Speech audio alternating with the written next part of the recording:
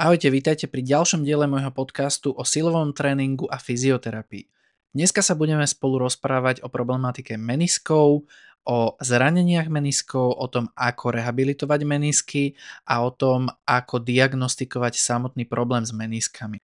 V poslednom čase som sa stretol s viacerými prípadmi práve meniskov a preto som sa rozhodol túto tému spracovať. Jedná sa o problém s pohybovým aparátom, ktorý postihuje taktiež mladých ľudí, ale aj starších ľudí. No a my si v tomto prvom diele hlavne rozoberieme anatómiu meniskov, pozrieme sa na ich funkciu, pozrieme sa na jednotlivé typy zranení meniskov a druhy a taktiež sa pozrieme aj na samotnú diagnostiku. Poďme sa teda pozrieť na základnú anatómiu meniskov, čo sú to a na čo vlastne slúžia. Čiže menisky sú polmesiačikovité, chrupkovité štruktúry v kolene. Ich funkcia je rozloženie tlaku, tlmenie nárazov, stabilita a propriocepcia. Poznáme dva typy meniskov, mediálny meniskus a laterálny. Jeden sa teda nachádza na vnútornej strane kolena, je vo väčšine teda menej pohyblivý a jeho pohyblivosť môže byť ovplyvnená napríklad pripojením svalov. A laterálny meniskus nachádza sa na vonkajšej strane kolena a je menší, pohyblivejší ako mediálny meniskus.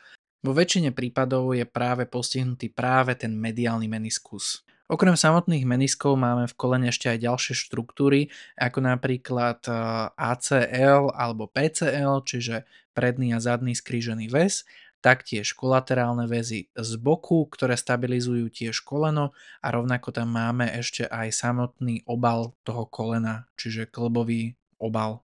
Ako som spomínal, k tým funkciám meniskov jednou z hlavných funkcií je teda rozloženie tlaku, čiže menisky zväčšujú tú kontaktnú plochu medzi kostiami, tlak sa teda lepšie sústredí a nie je sústredený na jeden malý bod.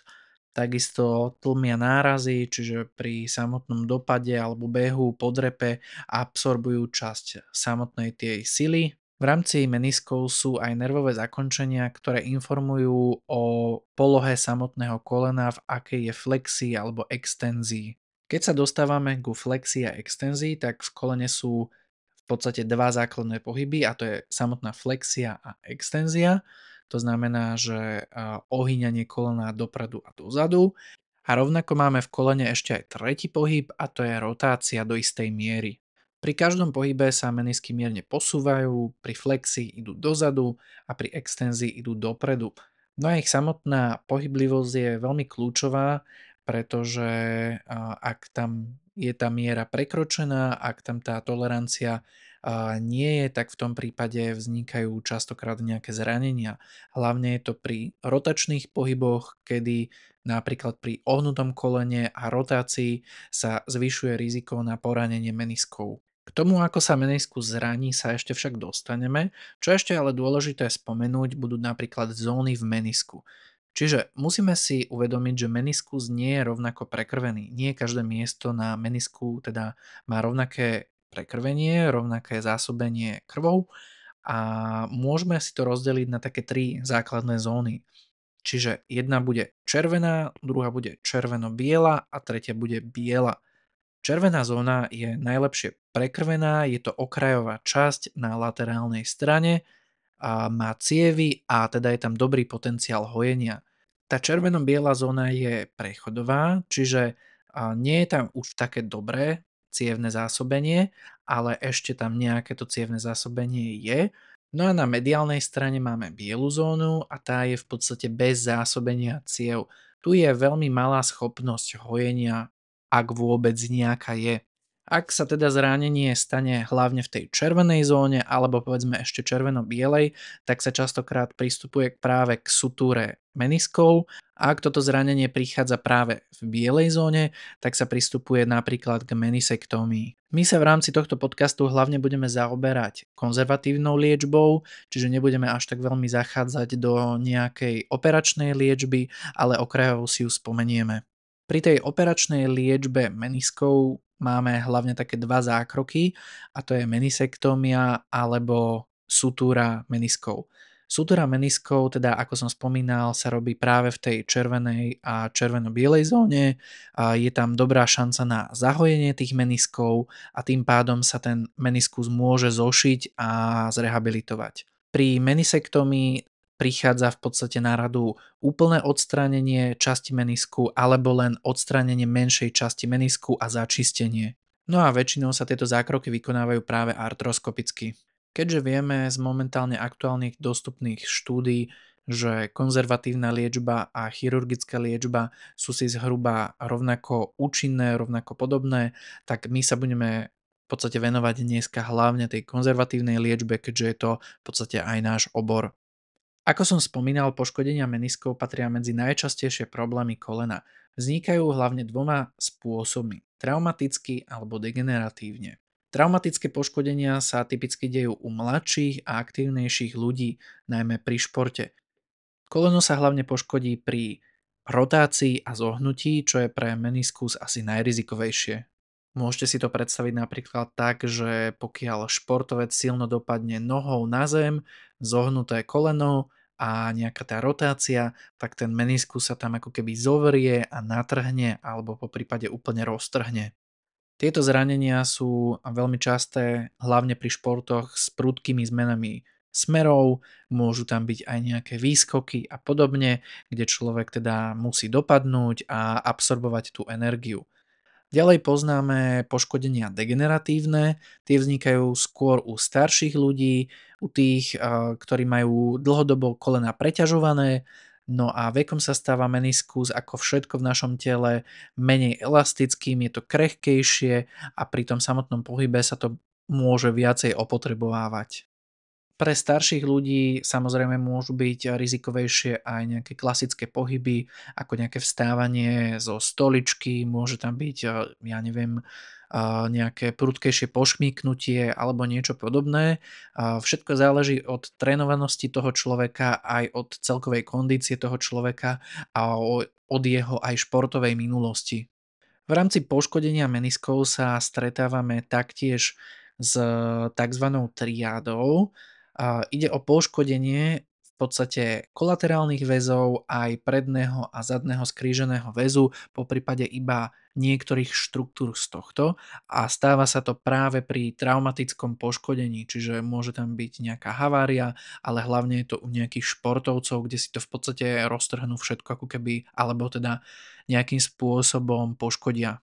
V rámci poškodení meniskov tie menisky môžu byť poškodené na rôznych miestach, ako sme si hovorili, ale aj tie poškodenia môžu mať rôzne tvary. Môže to byť napríklad v podstate len také keby jemné odchlipnutie, môže to byť celé natrhnuté a na viacerých miestach. Tým pádom v podstate ten meniskus môže vytvárať aj mechanickú bariéru, respektíve môže tam nastávať aj takýto fenomén. Tento fenomén je však zaujímavý aj tým, že aj pacienti, ktorí nemajú problémy s meniskami, nemajú nejaké bolesti, tak môžu pociťovať aj takéto mechanické bariéry. Čiže nemusí to byť vyslovene len pri meniskoch, ale môže to byť aj pri iných poruchách, respektíve môžu to mať aj ľudia, ktorí naozaj nemajú žiadne degeneratívne zmeny kolena, žiadne traumatické zmeny kolena.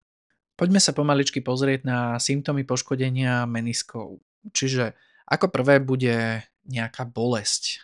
Bolesť väčšinou je na tej strane, kde je meniskus poškodený. Môže to byť vonkajšia strana, vnútorná, čiže laterálna, mediálna.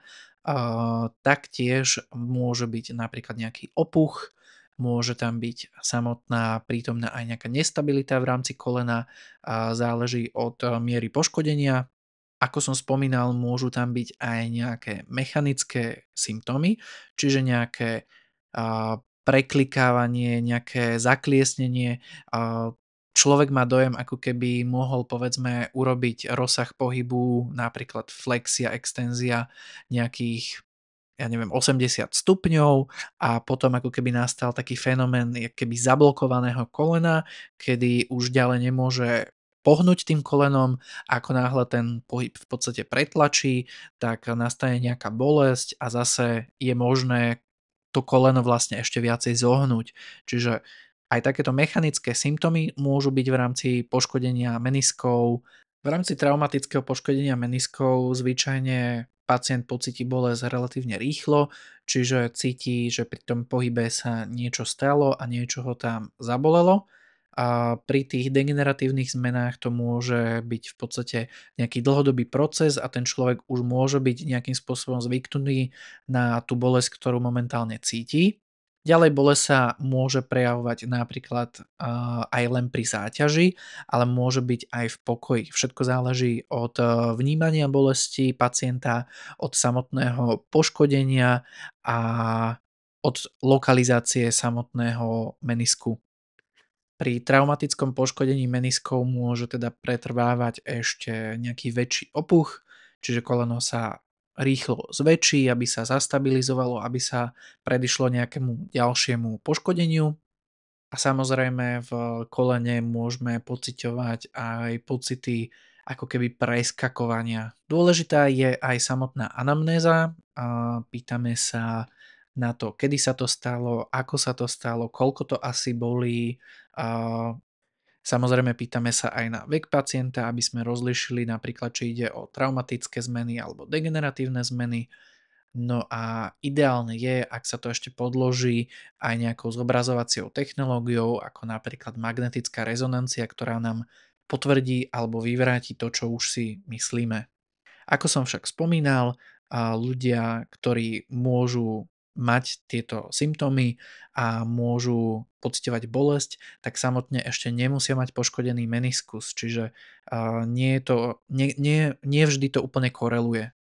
Ďalej, čo môžeme urobiť v podstate na diagnostikovanie problémov s meniskami, sú klinické testy. Takže môžeme napríklad využiť McMurrayov alebo Apleyho test, kde sa snažíme o vyprovokovanie bolesti v kolene a o typické kliknutie v kolene. Toto teda môže poukazovať na poškodené menisky. Akurát treba to všetko brať v kontexte celého vyšetrenia s anamnézou, s diagnostickými testami a aj so zobrazovacou metódou. Čiže ako som spomínal, treba začať dôkladnou anamnézou, pýtať sa na to koleno, pýtať sa na okolnosti ohľadom toho kolena, ako sa to stalo a všetky ostatné detaily. A následne si to koleno treba otestovať, ideálne tieto dva testy, a zistiť, či sú pozitívne. No a samozrejme malo by to korelovať teda aj so zobrazovacou metodou. Ak máme pacienta, ktorý už absolvoval takéto niečo, tak ideálne. A veľa pacientov nemá takúto možnosť alebo to neabsolvovalo, pretože tie testy, tie zobrazovacie metódy sú v podstate finančne náročnejšie a nie každá poisťovňa to hradí, respektíve treba na to výmenné lístky a podobne. Čiže nie každý sa k tomu dostane, ale ideálne, ak to tam je. Je fajn, keď máte k dispozícii povedzme aj to samotné RTGčko, čiže rentgen, a môžete aspoň vylúčiť nejaké iné problémy s kolenom, kde v podstate nie sú postihnuté mäkké štruktúry, ale problém môže byť povedzme aj v tých tvrdších štruktúrach. Aké sú možnosti liečby poškodených meniskov? Momentálne poznáme teda konzervatívnu liečbu a operačnú liečbu. No a aké sú tie trendy v rámci týchto typov liečby? Pri menej závažných poraneniach alebo aj degeneratívnych zmenách sa väčšinou volí konzervatívna liečba, čiže liečba cvičením. V tomto procese sa snažíme o zachovanie rozsahu pohybu a taktiež o posilňovanie svalov stehna. Operačná liečba sa momentálne volí skôr pri akutnejších stavoch, môže ísť teda o nejaké výraznejšie poškodenie v tých meniskoch, tak vtedy sa pristupuje teda k operácii, vykonáva sa tam väčšinou artroskopia, čiže je to mini-invazívny zákrok, kedy sa pomocou kamery a malých rézov spravia v podstate operačné zákroky. Môže sa tu teda robiť menisektómia alebo parciálna menisektómia alebo samotná sutúra. Momentálne v rámci operácií meniskov sa operatéri snažia o odstránenie čo najmenšieho kúsku alebo teda o zachovaní meniskov v čo najväčšom množstve, keďže ide o vlastný materiál, pretože pri operáciách a pri strate tých meniskov tak dochádza k rýchlejšiemu rozvoju artrózy v rámci kolena. Ak to teda je možné a nie je nutné operáciu robiť, tak je vhodné pacientom odporúčať práve konzervatívnu liečbu. Je to práve z toho dôvodu, pretože konzervatívna liečba nemá príliš veľa rizík, tak ako operácia. No a koniec koncov, pacient, ktorý pôjde na operáciu, tak rovnako bude musieť urobiť rehabilitáciu, takisto ako aj pacient, ktorý nepôjde na operáciu a tá rehabilitácia bude vyzerať zhruba rovnako alebo dosť podobne. Čiže pokiaľ je tam tá možnosť, tak je ideálne vyskúšať najprv tú konzervatívnu liečbu a ak to za niekoľko týždňov nebude zaberať, tak v tom prípade je možné to zase konzultovať s lekárom a zvoliť si napríklad tú operatívnu liečbu. Poďme sa teda pozrieť na samotnú rehabilitáciu meniskov, ako na to, aké sú jednotlivé princípy a aké sú jednotlivé stage. Na začiatok by som sa určite riadil bolesťou pacienta, čiže ak máme stupnicu od 1 po 10, 10 je najhoršia bolesť, tak ten pacient počas celej tej rehabilitácie by nemal prekročiť hranicu povedzme 4. Čiže musíme sa stále pýtať pacienta, ako vníma bolesť, ako cíti bolesť. Samozrejme bolesť je subjektívna, ale ten pacient ju v podstate porovnáva sám so sebou, čiže pre nás je toto smerodatné. Pre nás je taktiež dôležité, aby ten pacient vnímal bolesť počas tréningu, po tréningu, ale aj deň po tréningu zhruba rovnako alebo lepšie, aby sa nám tá bolesť nezhoršovala. V tom prípade vieme, že musíme niečo na tom cvičení zmeniť, urobiť trošku, povedzme, to cvičenie menej intenzívne, alebo naopak, ak ten človek cíti zlepšovanie, tak môžeme pridať. V prvom rade určite teda budeme dbať na to, aby sme cvičili už po istom odstránení opuchu, čiže ten pacient už nemôže mať nejaký veľký opuch toho kolena. Samozrejme opuch a samotný zápal je liečiaci proces, to je úplne v poriadku, akorát ten liečiaci proces a zápal by nemal trvať príliš dlho, čiže pacient by už mal mať trošku odpuchnuté to koleno. Ja by som sa sústredil ďalej na 3 základné zložky samotnej rehabilitácie.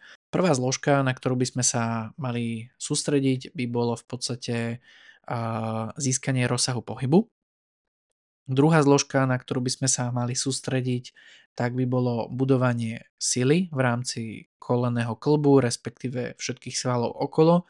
A tretia by mala byť stabilita v rámci kolenného klbu. V rámci rozsahu pohybu je to relatívne jednoduché, keďže sme si povedali, že v kolene poznáme pohyby flexiu a extenziu, samozrejme ešte je tam nejaká rotácia, ale to zatiaľ ešte nemusíme, tak potrebujeme teda rozhýbať koleno do flexie a do extenzie.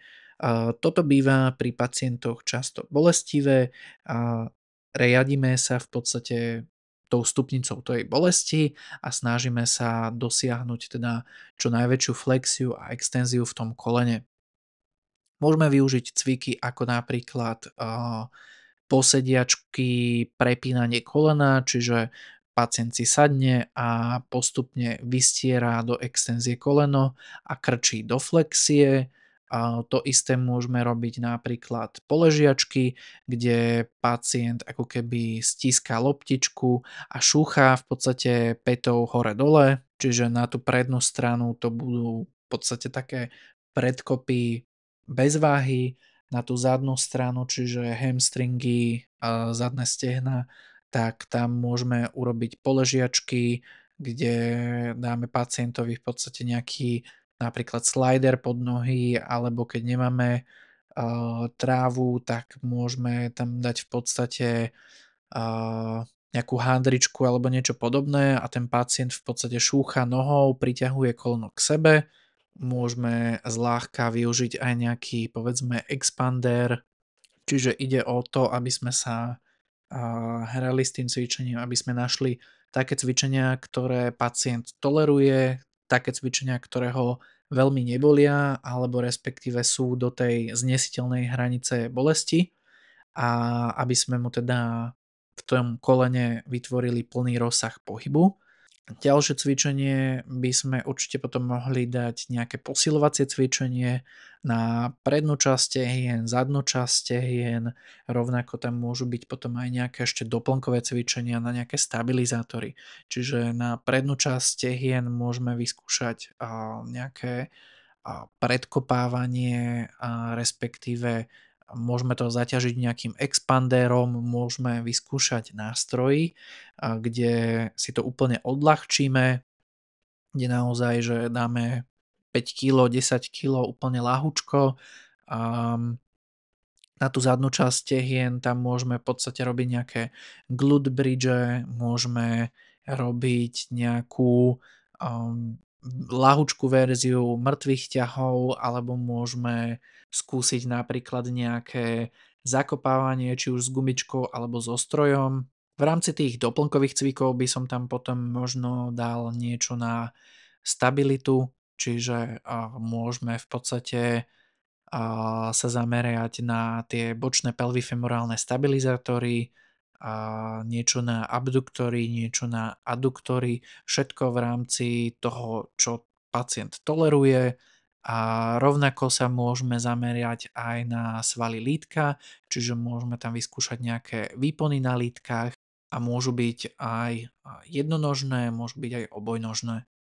No a tretí bod tej samotnej rehabilitácie, tak určite by som sa sústredil aj na samotnú stabilitu, čiže ja osobne mám veľmi rád, keď dávam stabilitu na jednej nohe, čiže vyzvem pacienta, nech si jednu nohu zvihne a skúša v podstate len udržať nejaký časový úsek, stabilitu na jednej nohe. Ak mu to ide ľahučko, tak v tom prípade ho vyzvem, nech skúsi spraviť pohyb dopredu a dozadu voľnou končatinou. To znamená, že vyzvem ho, aby išiel nohou dopredu alebo dozadu. Ako sa mu mení ťažisko v rámci tela, tak je to na tie nohy trošku náročnejšie a tým pádom v podstate trénuje stabilitu v tej nohe. Samotný rozsah pohybu potom pacient už získava aj samotným silovým tréningom, čiže ono sa to dosť prekrýva tým, že pacientovi dáme nejaké ľahučké predkopávanie na to, aby zvyšoval rozsah pohybu, alebo nejaké ľahké podrepy, tie často inak bývajú problematické, tak tam už ten pacient v podstate získava ten rozsah pohybu.